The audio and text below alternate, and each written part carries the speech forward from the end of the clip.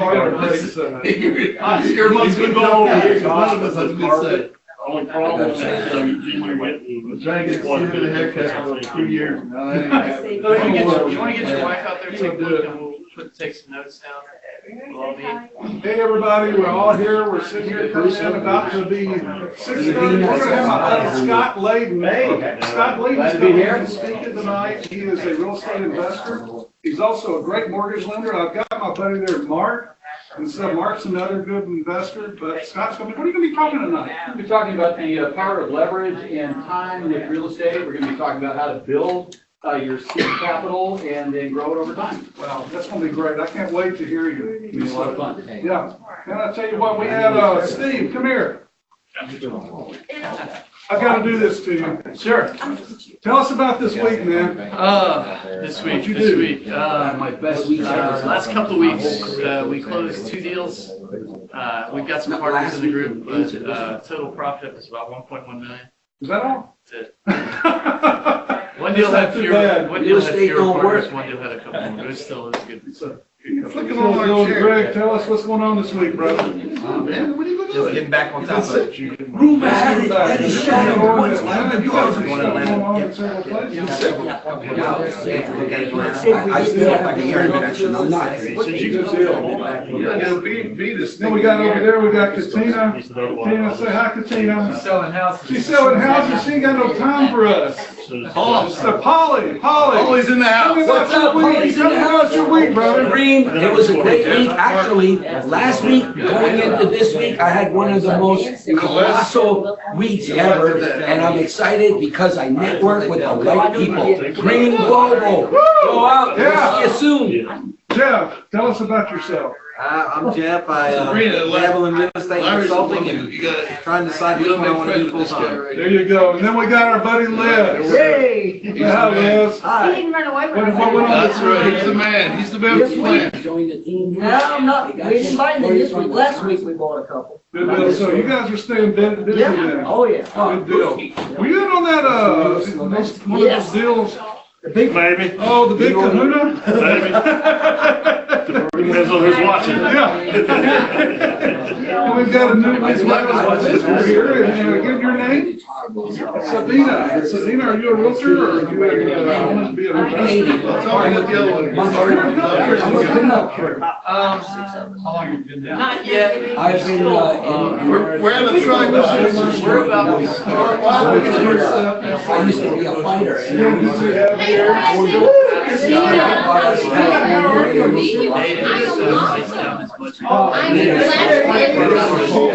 I know, right?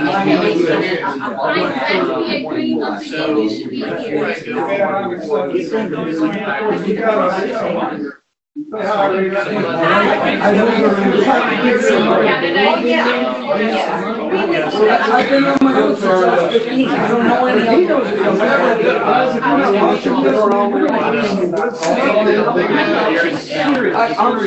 I'm serious. I'm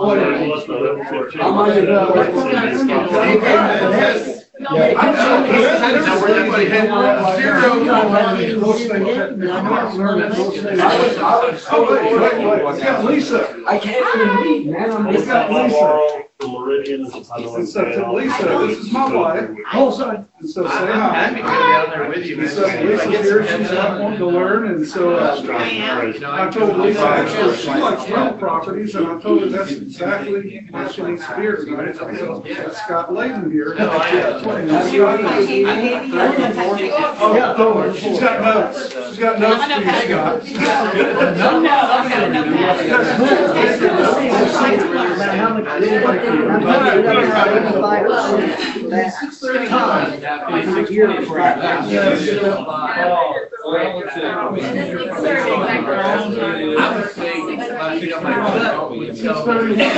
Well, 6:31. And I'm gonna let everybody go. Yeah. I'm very excited. So,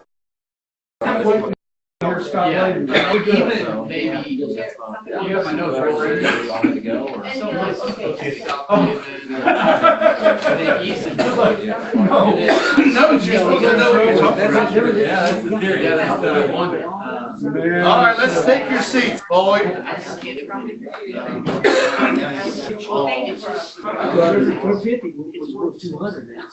All right, all right. Welcome everyone again to a Green Investor Club meeting. It's 6:30, no matter what that clock says.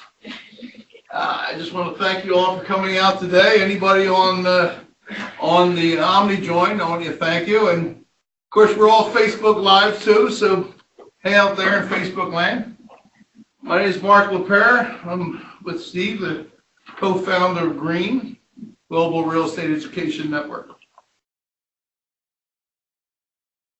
I just want to tell you a couple of things that we're doing right now that you might not know. I wrote them on the board today, a little messy, but here's what we have on our website right now. And Doc will probably correct me on some of these things. My broker, Larry Simons, down in Fort Myers, Florida, has an online class. Now, you mentioned online. Online class is where you just go online and watch at your leisure. As opposed to what we're doing now is a live teleconference. But we have Larry doing a simple real estate investing class. 50-some classes he has up there. I'm going to do it really quick.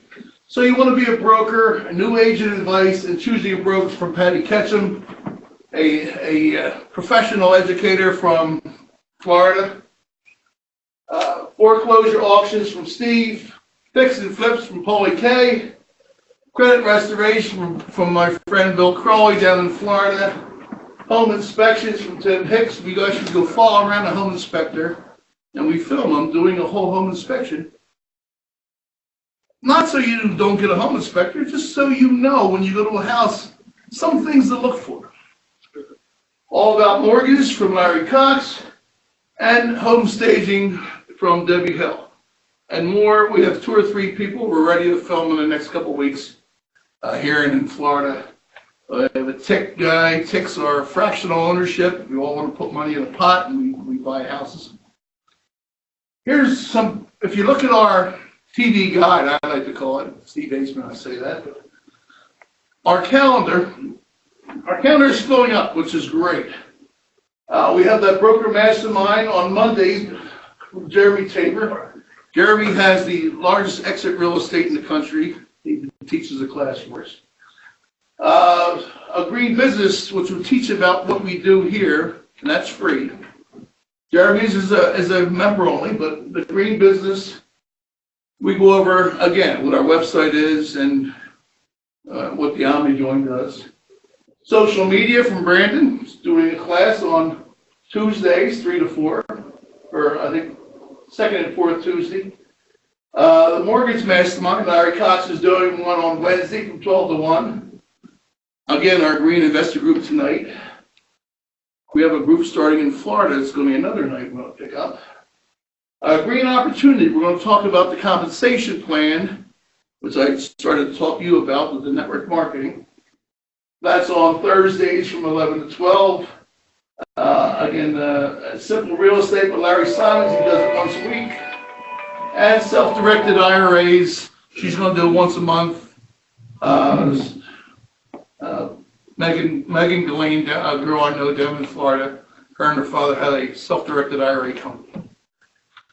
That's just some of the things that we have coming up. So I hope you tune into our website, look at it a little bit harder. If you need help, give us a call. We're always here. Let me introduce somebody who's been around for a while. He's just a machine when it comes to this business. And he's going to introduce our speaker for tonight, Brandon Patrick. All right. Guys, I'm so excited that you guys are here tonight. We've got, there's things that we could have been doing today. You know, one of the things we put out is you can eat Cheetos, or because we did go off of Cheetos and Netflix. Cheetos and Netflix. You can do that, or you can come here and learn. And as I look around here, I see so many people. We've got quite a few people in here that's just killing it. Well, what I did, I had lunch back a few weeks ago with a guy, and you know, we catch up on Facebook every now and then, but I'd never really met him as far as going out and having lunch. So we went out and just killed it and stuff and just had a great conversation. He had such a unique system. And because, you know, we have a lot of guys here that flip and they're really good. But what Scott does is Scott does things, he holds his and stuff. And he's got 22 current houses. He also has an 11,000 square foot commercial space that's divided into 3 offices. And so I was just like, you know what, I've got to have this guy here. So without further ado, Mr. Scott Layden, thank you. Well, if any of you have heard me speak before, you realize I have a lot of crutches. I'm usually clicking through PowerPoints and that kind of thing. And today's not going to be one of those. It's going to be more of a conversation and a talk. I'm going to be talking kind of like Brandon and I did. It's something I'm really passionate about. The age that synthesizers got good a couple of years after college for me.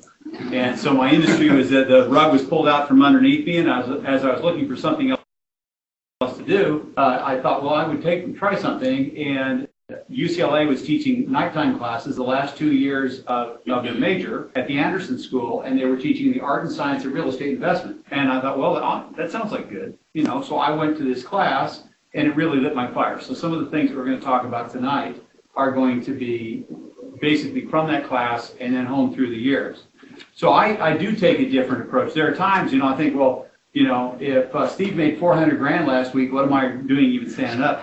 You know, I'm like, come on, you know, I feel like I'm the tortoise, right? It was Steve's partners made that too. You He made 400 grand. That's pretty awesome. I was looking. Look how humble he is. Look, he can't, come on. That's a home run, baby. So bear with me as you listen to the tortoise, not the hare, okay? But it's really reliable. I always, there's a couple of things that I want to just kind of set as a benchmark for this evening. One is that I want to show how a normal person can have a multi-million-dollar net worth, okay?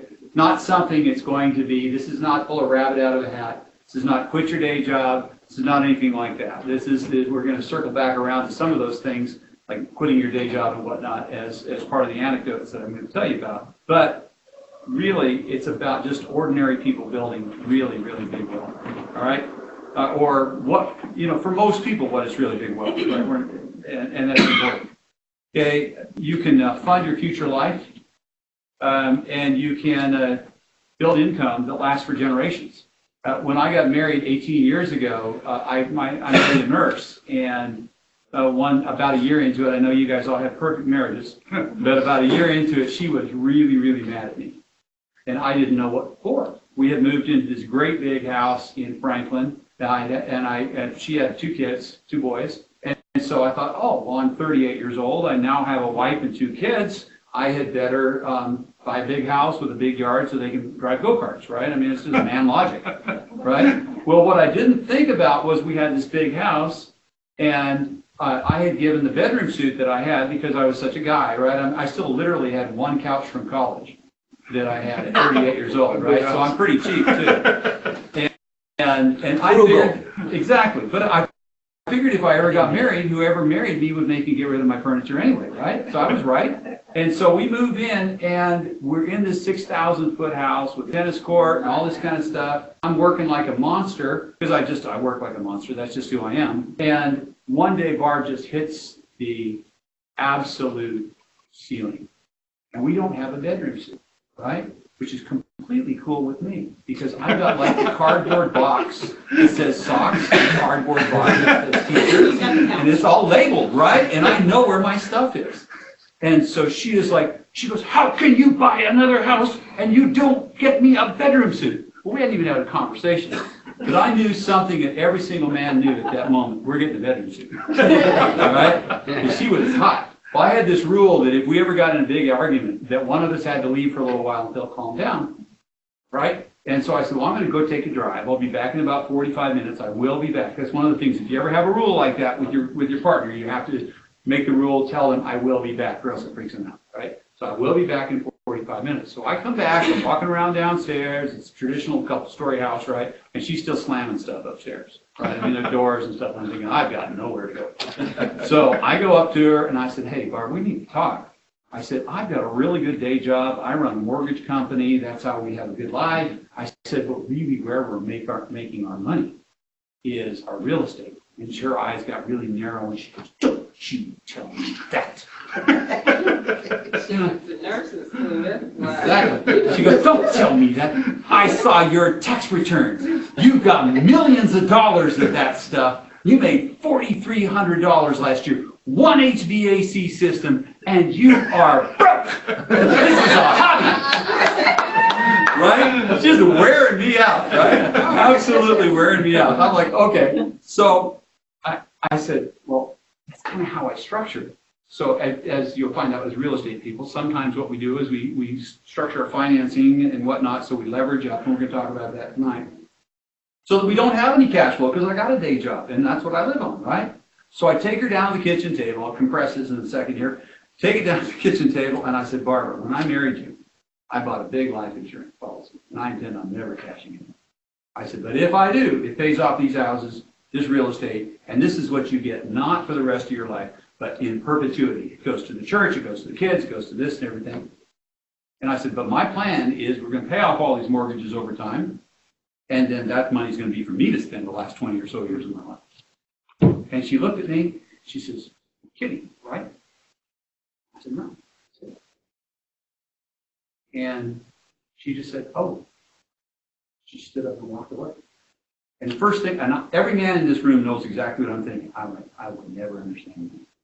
Like, I thought it was going to be a big hug, a kiss, oh, you're so smart, but not going to happen, right? So she doesn't say anything to me until the next morning. She calls me, you know the truth, okay? So she calls me 9 o'clock the next morning, and all of a sudden this voice that I hadn't heard this sing-songy voice that I hadn't heard in about 3 weeks, right? Hey, honey. Exactly. How are you doing? What are you up to? Oh, I'm trying to sell some mortgages. What are you doing? I'm thinking, it's just, you know, it's a trap, right? And she goes, yeah, I'm getting tags on the Yukon. She said, I'm out here by the old hospital, you know, where you get now the county tags and whatnot in Franklin. Have you seen these houses out here? And I said, yeah.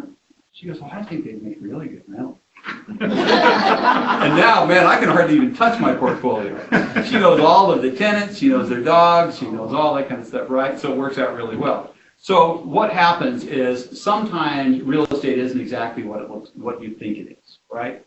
And I had told her actually at that time how much money we would be worth today, and I'd actually fudged it because I was hoping we'd be worth more, right? But we had a recession along the way, by the way. And so about 2 months ago, we were doing, once a month we do a personal family budget together. I think that's really important. Sit down, pay the bills together, talk about our money, that kind of stuff, right? And I said, you see that number? And she said, yeah. And I said, what number did I give you 18 years ago? And she said, that one. I said, there we go. Right? And so real estate doesn't have to be unpredictable. There are sometimes real estate will give you opportunities, it'll give you challenges, certainly, but over time it always kind of boils out down to the mean a little bit, okay? So my goal for tonight is, that's a beginning of a why to invest in real estate. I'm going to teach you how a normal person can build a multi-million-dollar portfolio that will end up being a multi-million-dollar asset when you're done.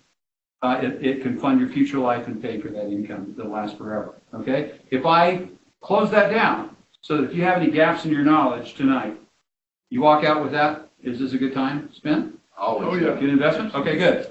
All right. Now, first of all, I'm absolutely certain of a few things. I'm not an expert in everything, right? Obviously, Steve, these guys, some of the guys are just kings of flips, all right? So there's certain things that I just don't do well, all right? And so I think I probably could, but I have a day job. So I do investing. So if you're somebody who says, I've got to work while I'm building wealth, that would probably be the easiest, most resonant thing for me. But it also does carry on later. I started out in 1983 reading a book called Nothing Down by Robert Allen, because that's how much I had, okay? And I was out and door knocking in Venice Beach, California, because that's where the beat up houses were, near the beach. I thought, well, always pick out something that's going to be cool someday, right? And so I thought, how could you miss with beach property in LA? So I'm knocking on the door, and I start out, and everybody's getting mad at me, right? I'm a 10, get out of my face, that kind of stuff, right? So I'm kind of disheartened, but not really. I'm pretty resilient. And I look and there's this lady going through trash down the alley. And I thought, well, I'm broke, but I'm not that broke. I'm going to go see her. So we went over, talked to her. I was with my girlfriend at the time. Said, hey, do you live around here?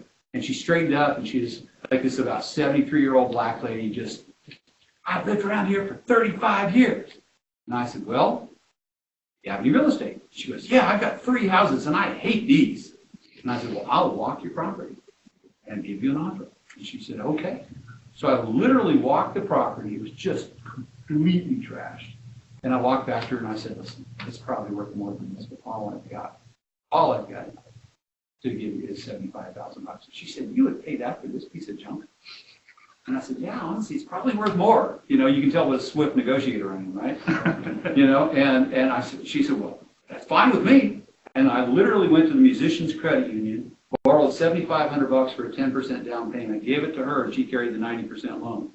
And she went from not being able to collect rents and being scared of the tenants because there was like this Satanist in the backyard and all this stuff, you know, and so I cleared all that out and we became friends. I mean, we'd have Christmas dinner together and stuff. She literally lived across the street. You know, it was just an absolutely wonderful experience.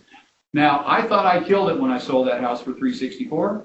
Yeah, it's $1.7 million now, at least on Zillow. Zillow maybe is not perfect, but you know, Sometimes close enough. there you go. Exactly, close enough for that one. Mm-hmm. You know, and so that is just kind of a vignette. You can start just about anywhere, right? So one of the things that I want to be real clear on is that sometimes you'll have money. Like I'm at a stage in my life where I have some money to go invest. But I didn't have any money in the beginning, so you absolutely, positively have to figure out how to get a discount so that you can build your equity going in. So my rule has been, I talked to Brandon about this pretty simply, when I go buy property, it's typically the market value. I'm never optimistic, never pessimistic, just market value minus any cost of, well, for me, if I'm doing buy and holds, it's market value times 80% minus the fix up, and that's what I pay for. Okay? Has to be in a stable or an increasing neighborhood, right? So it has to, I try to get ahead of the growth, see where it's going. Pretty simple, you know. I mean, it was pretty much a laydown to know that East Nashville was squirting out to Madison. Okay? There was places in the 1990s, there's a place called in Macatcher, Liberty, a bunch of 3-bedroom, you know, ranch houses there. And I just told Barbara one day, I said, buy everything comes on the market. You shake the tree if nothing comes up. So I think we own 9 or so in there, you know, and those were all 70 grand, 75 grand. So a buy and holder guy oftentimes is seeing where growth is going, right? Because I have to have the market do a lot of my work that somebody else would be doing contracting. Does that make sense a little bit? So it's a little bit, I use the analogy sometimes, I love body surfing, you know, I was in California, and so you always just need to pick the right wave, right? So you're looking at it, you're watching the waves shape up. So look at your neighborhoods and see what's getting better. If it's not getting better, like I played in Antioch a lot in the 90s, but I would get in and get out because it wasn't going anywhere, right? So the idea was you go in, do something, make some money, pull that out and put it someplace that was going to grow. Right? Instead of you've got, or I should say, you've got two returns when you do real estate. You've got the return when you buy, and then from then on out, it's never a return on investment. That's something that people get confused on. After day one, you don't have an ROI anymore. It's an ROE. It's an return on equity, right?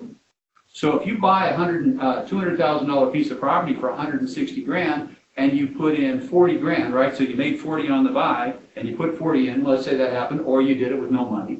Any way you look at it, you made 40 grand, right? From then on out, you have to ask yourself the question, is that 40 grand best here or there, right? You're always looking to maximize that, because if you buy, like we could all make a lot of money on flips in Antioch when it wasn't going anywhere. Now Antioch's going somewhere, right? So it's changed, right? You're getting in front of that. You're going, okay, what's happening and why? Why is that neighborhood going? So you're always asking yourself, why is my money going to be worth more? That's very, very important. Okay, I want to talk to you about just the different financial tracks, so we can keep it clear. There's the swing for the fences track. Okay, those are guys when you have the skill levels that you guys do. that you can go, like, it freaked me out when Steve was talking about buying that commercial property. I'm an old Californian, you know what I thought? What if one of those trains had dumped a whole bunch of chlorine on that property? What if there was a whole bunch of oil? What if I had It was the old Yeah. oil site. Exactly. So I was looking at that, and I'm going, are you kidding me? You know, I would, with my luck, right? He makes a bunch of money, but with my luck, I'd have tractors in there and blow $500,000 cleaning up a toxic dump, right? So you got it. That went through my mind when we ordered the environmental phase 1. I bet. Oh boy. Exactly, right? So there are those things. Yeah. So I don't take those level of risks because that's a swing for the fences risk, and you really have to be an expert, right? And Green will, you know, from what I can tell, Green is going to get you there. Or crazy. Or don't do that too early, right before you can do it. Like I would do that probably once I retire because I have the time to check all the boxes, right? Or if I was working. But but if you're just investing on the side and you think, man, I just got to have a couple $1,000,000 extra in my retirement account when I'm done, that's the way you are, then you just pick out kind of the easier stuff, right? Where's the neighborhood going? Will the rent care for itself, et cetera? It's a really nice return. We're going to talk about that in just a second. The other one is a reliable day-to-day income track. Some people just like to see that. Basically, a good rule of thumb, you're going to make 10 or 11% if you pay cash on this stuff. You make a little bit more, about 14 or 15 if you leverage it. We're going to talk about that in just a second. But in the kind of real estate I invest in. Now, you can invest in, for instance, I've owned a bunch of Section 8 property through the years. Okay, and what that is really low income and stuff. But remember, in that case, you're buying a job. All right? You are not buying a rental property, which is just a money machine that spits out money. You are going to, I remember my son when he was 9, he's now 26, going down to 10 units I own it down in Columbia on Cord, and literally walking up to the door. I'm an old Venice Beach guy, right? And so I've been around a lot of drugs. And so I go up there, I'm literally knocking on the door like this in case they shoot through it, right? So, you know, that's a job, and you make an awful lot of cash flow, but you're also risking your life. And guess what I'm not doing? Selling mortgages. So if you have a day job, right? See what I'm saying? You've got to remember that if you take your eye off, if you quit your day job, it's a cost that should be loaded on your investment property. That's not free, right? I have lots of guys go, oh, look at all the money I made. And I'll be like, well, you just worked 14 hours a day for 6 months, you know? And if you back out that, what you could have been paid for somebody else doing that, you didn't make a whole bunch of money as an investor. So I see that all the time. And I'll tell you as a personal anecdote, I was flipping houses in Venice Beach, California, and I was making a bunch of money. And I thought, man, I must be smart. You know, this is really good. So I go to UCLA, right? And I learn market analysis. And I go back and I do a post-mortem on all my deals. And I literally would have made more money just buying and holding them because the market was so hot than doing all that fixing up. I literally worked. I would leave my job as a real estate, I was a real estate broker at the time, get there about 8 o'clock at night, strap on my tool belt, sand drywall, weld plumbing until 2 or 3 in the morning, get up and do it every day. I lost money doing it. So it's really important for you to look at those really costs. Everything is a cost. Every breath you take away from your day job or from everything is a cost. That's just a mindset training, right? So when you're looking at this, always look at all of the costs. The people that tell me they're making great money that just go, but I have to ignore the line item that says that I quit my day job making $10,000 a month or $5,000 a month or whatever. No, that's 6 months at $5,000 a month cost you 30 grand and you made 35. Whoop, big whoop, and made 5 grand, right? And so it's very important to do that. All right, let's see. Now some of you are going to be a little disappointed because you can tell already that I'm not going to be talking about the super neat stuff that Steve does. Okay, but I think you should do them both, right? I really, really do. I think you should do them both because you get a chunk of money like that and then you put it into a long-term play. That's awesome, right? And I'm doing a lot of that right now, right? I'm taking money and optimizing it, stuff like that. You will end up rich. Let's see. So there's a couple of things that you really ought to take a look at when you're doing this. And this is, I don't mean to go all like success seminar on you. Right? But you do need to look at what you want your real estate to do. I had somebody come up to me today, I was hosting a chamber event, and somebody came up to me and she said, I really want to learn how to invest. I'm thinking about quitting my job, and becoming a real estate investor, I said, do you have a contracting background? She said, no. I said, do you have a real estate brokerage background? And she said, no. I said, why are you attracted to this? And she said, well, the freedom and et cetera, stuff like that. I said, man, I don't know anybody that is in it for a while that attributes that word to it. I said, there might be something if you buy into a REIT or something, and I explained to her what that was too. REIT, which is Real Estate Investment Trust, for you guys that are new. I said, there might be something that's semi hands-off, but that's not really gonna be there. I said, you need to get education. I was talking about this group tonight. I said, if it lights your fire like it lights mine, you'll become an expert after a while. It'll be a lot of fun. You know, when other people are reading like their kind of, red book or whatever, you'll be sticking your nose in the 24 different types of cash flow that you need to be managing. And I said, you become a geek, and it's really kind of fun. All right. So here's the deal. This is going to be a very flippant sounding formula, but I'm going to give you a couple of formulas. All right. If you want to get rich, or at least wealthy, what you're going to do is you're going to buy all the real estate you possibly can, residential real estate in stable or increasing neighborhoods. All right. You're going to try to pay no more than 80 cents on the dollar for them, because then you can either do it for no cash if we do some fancy financing, or you can get your cash back out with some fancy financing. Okay. You're going to set a target for when you think that market is mature, okay, and or 5 years, whichever comes first. All right. So every 5 years, you need to look at your holdings and say, should I still be in this? Even if you think it's going well, you need to ask yourself that. But if you make your money before 5 years and you think it's going like this is so cool, and all of a sudden it's like this, remember, this isn't every single day is a calculation of your ROE, return on equity, not return on your first investment. Second you own that property, you don't even have to worry about your I anymore. Doesn't even matter, right? I had a friend tell me the other day, oh, I can't take that loss on that piece of property, right? So he's got a huge amount of money stuck in a dud that's not going anywhere, that's not going to go anywhere, right? Because he can't accept the fact that, he's got like $1.6 million tied up into this thing. He's not going to accept the fact that if he took that money here and put it over here, he was going to take about $165,000 loss on a luxury piece of property, right? Like, take it out, put it over here, grow it up, and 165 will go past. 1 year, you'll be done, maybe 2, and then you'll feel good about yourself again. But that's not going to happen on this property, right? So remember, so he is sitting there thinking about what? His I invested this. Doesn't matter after that.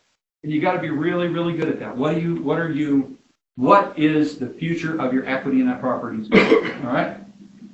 Now, one of the things that's really, really interesting is, why does buy and hold work?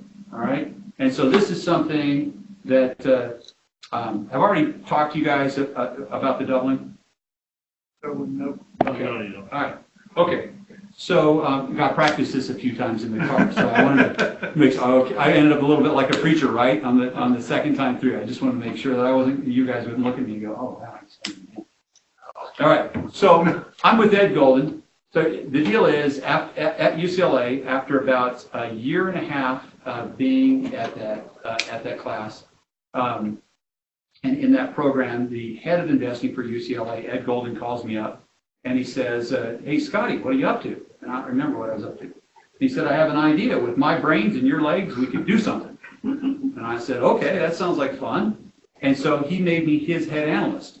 And so I would go over, this was in the 1980s, and the Japanese were very, very wealthy. The Nikkei Dow was above 40,000 at the time, which just, they were just printing money.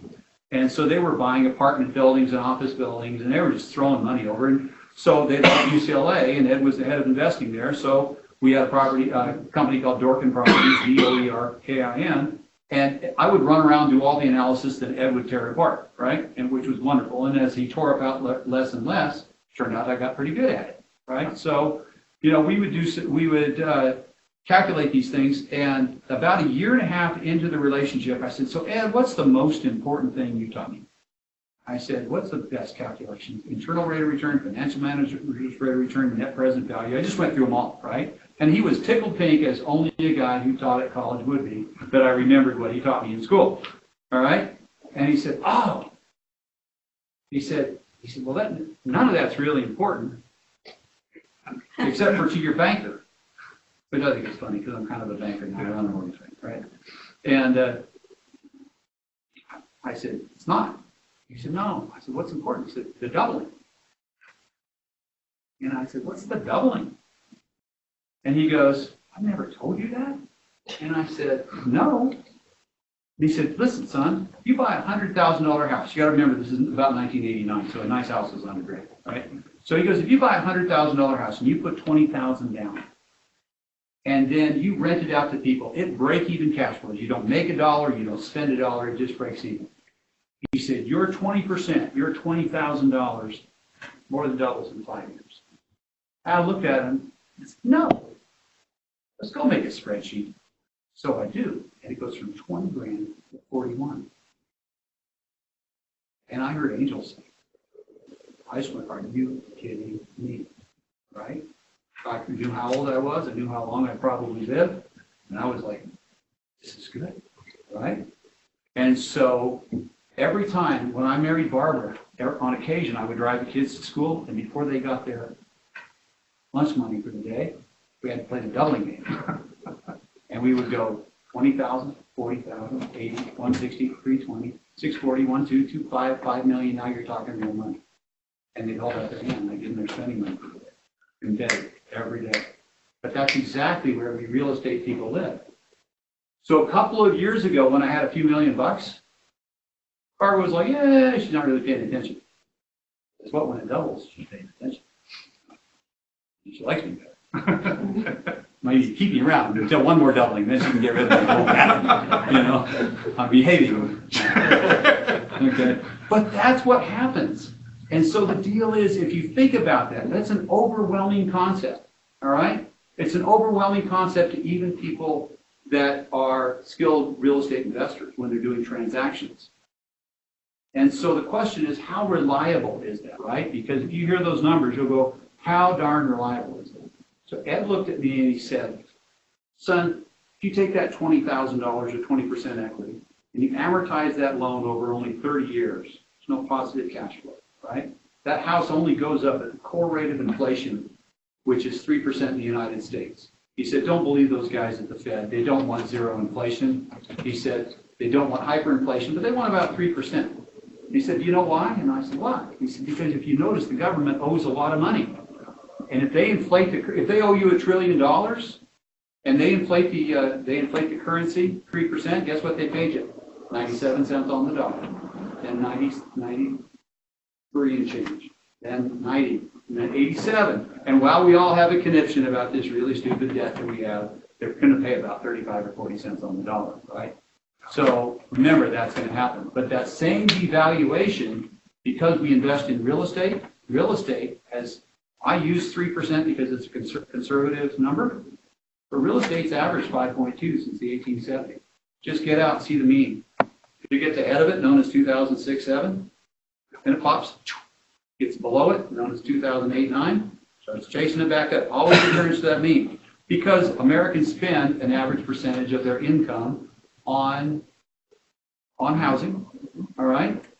And inflation over time, maybe it doesn't happen this year, right? Over time, everything kind of levels up and goes wrapping around that mean. So there's these volatile things, these waves, right? So you guys can make some really good money on certain waves, right? You don't want to buy at the top, you want to buy at the bottom, that kind of stuff, right? So it's really important to do that, but know where you are just relative to that mean line. And it's like shooting fish in a barrel. Very, very easy, okay? So if you look at that, the fact that the government is going to inflate the currency and because they owe you a bunch of money, right? It's a little inflation. And by the way, if you guys want to see what deflation looks like, when Japan hit deflation in the late 80s, early 90s, they didn't come back for decades, right? They were just out of luck, right? So there were a set of circumstances that preceded the deflationary Right, but once it hit. Yeah, that's kind of after the. Yeah, but they couldn't, you can't unwind it very well, right? Yeah, so, you know, you get stuck. So they do not want deflation in the United States either. It's not a good thing to do that. To have, I mean, think about it, how much we struggled in the U.S. Real estate market when so many people were underwater because of inflation, right? Typically, real estate is about 11% of the GDP, and all of a sudden it's running at 3%. How are you going to start an economy when you're 75% down in one of your big engines, right? It's just not going to work.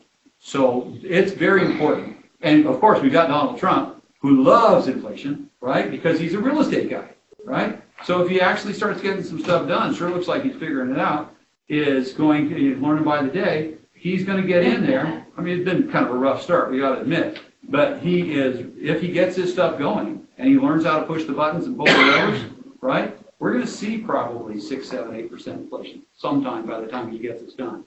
And that's going to be like printing money for people like us, right? Because remember, if you owe me $1 million on a loan and there is 10% inflation, or let's just make it easier, 5% inflation, you're paying me $950,000.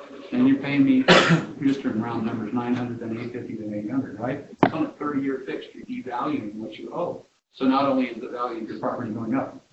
Okay, so I want to take a little jump off to the side for a second, because we talk about inflation, and I talk about it as if it's a yield, right? Somebody's going to raise their hand and go, it's not really a yield. Okay, so here's the deal. When you go into Economics 101 in college, right? An 18-year-old kid walks in and the professor wants to teach you about inflation. And he says this little story. Most of them do. If you buy a loaf of bread on day one for $1, and in a year it costs $1.03, or you buy a house for $100,000, and in a year it costs you $103,000, did you make any money? And then there's always that little poignant pause, right? He goes, no, of course you didn't make any money, because if the core staples of the United States increased in value or cost, and it all was kind of like that, then no, you didn't, because everything just cost more, right? So it's all just a wash, right? You made money, but your money's worth less. Right, right. At which time I sincerely hope that one of my kids would have stood up and said, yeah, but I never paid $100,000 for that house. I paid $20,000 down, and I borrowed $80,000. All right. And the renters paid. And the renters paid that. The renters paid down, so they paid my mortgage down $2,000, and of course we know that the house went up $3,000, right? So we went 3 going up, 2 going down. How much have we got? 5. How much did we start out with? 20. Yeah. Now what do we have? 25. How much? Loss on your taxes. Yeah, and you're hedging all kinds of stuff, right? So now you made 25% on your money, and Mr. Professor, because you're so smart, we're going to back out that 3%, and I made 22% net after inflation. Boom. And if you look at it, now remember I talked about the ROI versus ROE thing, right? The investment versus well, of course, it's deleveraging throughout the 5-year holding period. But remember I said that the equity doubles in about 5 years? Remember that? Right. So it started out at 25, but it deleverages pretty quick, right? Because what happens is the value is going up, the mortgage is going down, right? So it ends up being about 15% over 5 years. That is really smart. Okay? Does that make sense? Okay. So is this too geeky for you guys? No. Is this okay? Great. Okay, cool. Awesome stuff. All right, good. Good. So we just went through the $3,000 deal. Trying to see here if there's anything. And one of the things to do, I always like proof calculations. All right, have you guys talked about the rule of 72s yet? You guys know what that means? You ever heard about it? There's this old calculation. Call it the rule of 72s. It's 7.2% interest. Your money doubles in 10 years, right? So at 10% interest, your money doubles in what? 7.2. So if your money doubles in 5 years, it's basically double 7.2, right? And since it's like went from 20 grand to about 41, it's about 15%. See how that works? Yeah. And so what happens is you've got the government committed to inflation. All you have to see is where you are on the mean line. You try to, if you don't have any money like I did, you try to buy it at a discount. Maybe you have to move in, fix it up, right? And you just get those things just rolling. And when you get your number, you decide, do I sell and roll it into something else? Or at least every 5 years, am I still good with holding this property? Does that make sense? All right. So you guys have talked about fixer-uppers. One of the things that I look at is just where am I going to get the cash, right? So just one of the last things, I realize some of you guys already have a lot of cash sitting around, but if you don't, sometimes you have to move in and do a purchase and remodel loan, okay? You have to live there for about a year before we get angry at you if you move out and give it to a tenant, all right? So you have to be careful on that one. But you do about 1 year, right? We're not going to get irritated if you, every 13 months or so you do that. I did that for, well, until I was 38, you know? Just move in, fix it up. I always smell like drywall dust. I have no idea where I've already married me. All right. What questions do we have? Those are the highlights. Yeah, I'll go ahead and start. So,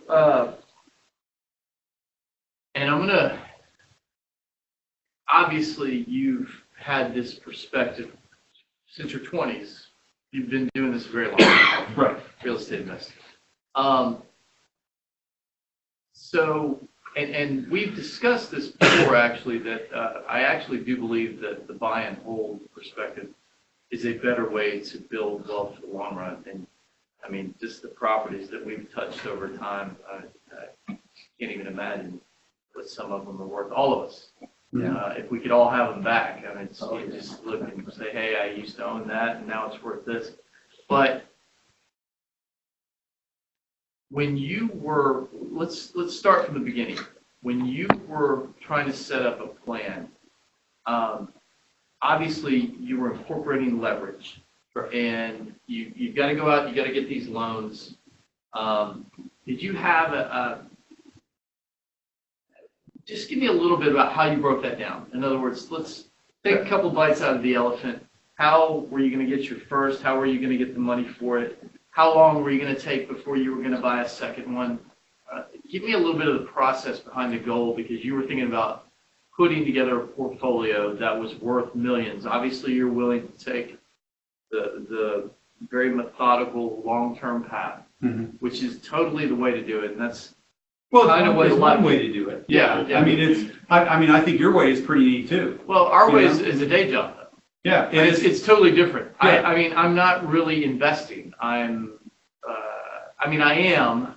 You could. The two run very parallel. They do run. You're So more like a real estate entrepreneur. Yeah. More than investing. I'm those developers. They build houses and they Sure. sell them, right? Yeah. And that's okay. So there's nothing wrong with that, right? My day job is being a mortgage guy, and you make XX. He's a real estate expert, right? Doing as a practitioner there. You could be a real estate broker. You could be anything, but all the extra money that you have, you could put in there. But also, if you're an expert, whether you're on top of it, some of them you'll flag for buying and holding, and some of them you'll flag for keeping with your extra deals. Like, there's nothing wrong with doing a couple deals on the side that you don't sell per year.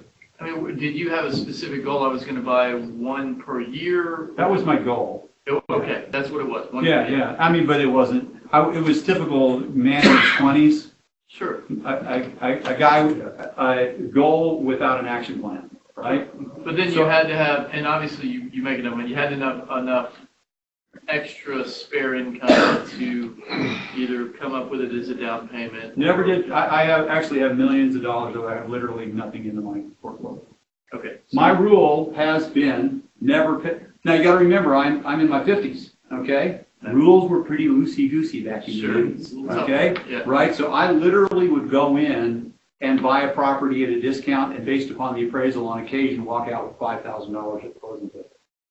Right. You know? Because I would buy something so far discount. If I bought something for $75,000 or $73,000, and I got an $80,000 loan, but the appraisal came in at $100,000, they give me $80,000. You get a construction loan or whatever. Right. There'd be something. Now, So then it's this kind of thought, though, has morphed through the years, okay? But it's never really changed. So I guess I should give you a little history on that. So I get here, I rebuild a lot of Venice Beach, California.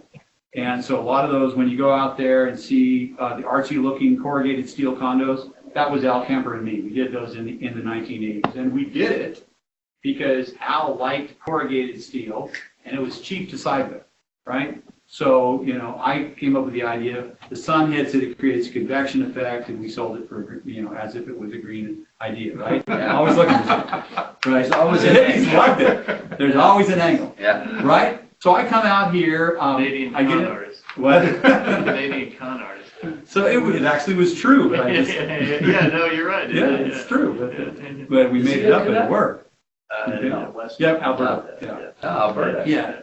I'm going there next week. There you go. So I get out here, and in 1992, and this my manager, I start selling mortgages, and I had owned a real estate brokerage and development firm, and I had a contracting license. I was just trying to find myself after my music days. And then after Ed, Ed and I had an office, Dorkin Properties, and then his wife got ill, and he literally, it's one of the. She was an amazing, amazing woman. If you don't mind me taking a little vignette, I would go to this great big lecture bowl in UCLA, right? There's like 350 people. And Ed's wife would make cookies for all of us. It'd take like 2 days, right? And so she'd check you in, sign you in. They'd been married for like 50 years, right? They just and he was one of those professors that would write on the chalkboard and wipe it off with his hand and put it on his jacket. And she'd walk up and she'd go, Edward, do not do that, right? There's like 70. Right, so it was awesome. But she'd be up there with her cookies. And there were 2 people that would fly Bell helicopters in for the class each week. They'd push them off to the side so the other one could land, right? These were rich people coming in to study with Ed because he was the smartest guy around. But if you hear things like Mary Lee would say, now Farouche, if you don't eat a cookie, how can you concentrate on what Edward is talking about? You know, and she'd be lecturing some like guy worth $500 million, right? He had to eat his cookies, so he had his energy. Yeah, so, but Ed also drove, it was interesting. I wrote a blog back in the early part of the last decade called 5 Minutes to Financial Literacy with Scott Layden. And I had been driving my 1992 Saab Turbo convertible since it was 1993. I bought it the year after it was made. I went down to Thoroughbred, and I needed to start dating seriously, so I needed to upgrade the Taurus, right? And so I thought, well, I'm going to go get me a Mercedes, and one of my friends talked me into getting a Saab. So anyway, I drive this Saab, and I never leave it. In fact, it's still sitting out in my driveway. My wife wants me to get rid of it, but I'm waiting for her not to look when I fix it up. Okay? And so, but I figured out it was about a $42,000 car I bought for $27. All right? So the surgeon, the deal was that every year the surgeon came in, traded in his wife's Saab Turbo convertible, and bought her a brand new one for her birthday to say, I'm sorry for never being home, because surgeons are never home, right? So that was the deal. And this guy, who was the salesman down at Thoroughbred, said, you just need to take this. She's hardly driven. And I said, okay. So I took it. But then I calculated $15,000 a year that I didn't have in depreciation, right? All those years, plus looked at my internal rate of return of about 12, 15% on my real estate portfolio, locked that onto the 15, and I wrote a blog called My $1 Million Saab. That literally was more than $1 million. And what made me flash on that was Ed told me one time he drove a 10-year-old Cadillac with a dent in the door. And I said, Ed, why don't you fix that? He said, oh, son, cars, he said, I just do not like depreciating assets. And I said, I get that. And he said, but you need to drive a nice car. He said, no, I don't. And he sat me down, and he was the one who said, you have no idea how much buying a new car costs you, right, over time. I said, oh, my goodness, right? So literally, probably $1 million of my net worth has come from just that one thought. Oh, if I save this and I keep it working, if I do this, right? You know, it's really an interesting thought when you go, if I can just keep the wheel spinning. Obviously, an important part of your path, though, is the leverage. It is. For a lot of people starting new, just the capacity for leverage. They need to have an income. Mm-hmm. They need to have a credit score.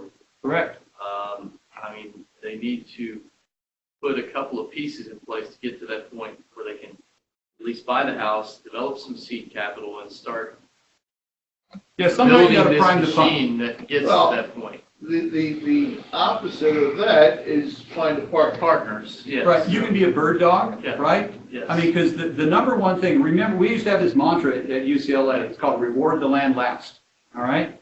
And what that is translated into English is if you have any variable left in your entire investment, except for what you're going to pay the seller for what you're going to buy, you haven't finished your homework, right? You don't know what you're going to sell it for, how long you're going to carry it, what it's going to cost to carry it. All those little numbers we talked about, if that's not there, you're just being lazy, right? If there's anything besides what you're going to pay the seller that's a variable, you're not ready to negotiate. So what happens, though, is if you haven't got much money and you develop the expertise to go, what's the market value? How much is it going to cost to fix it up? What are financing costs going to be? What are things, what are all these things? And what pops out the bottom? What can we pay after our say, like we want to have a 20% profit? What can we then pay the seller, right? I get people all the time who go, oh, you want to invest me? Yeah, I'll go, sure. Here's my thing. Sales price minus the cost of sale, minus the cost of carrying while it's being marketed, minus the fix-up, minus the 20 to 25% profit equals what I'll pay for it, right? And I send them over a spreadsheet. And they go, okay, you think that spreadsheet ever comes back? It never comes back. It's too much work. Oh my gosh, I just wanted Scott to tell me how to make $1 million. Well, do the math. And the thing is, it's not hard. But you do have to kiss your frogs quickly and accurately.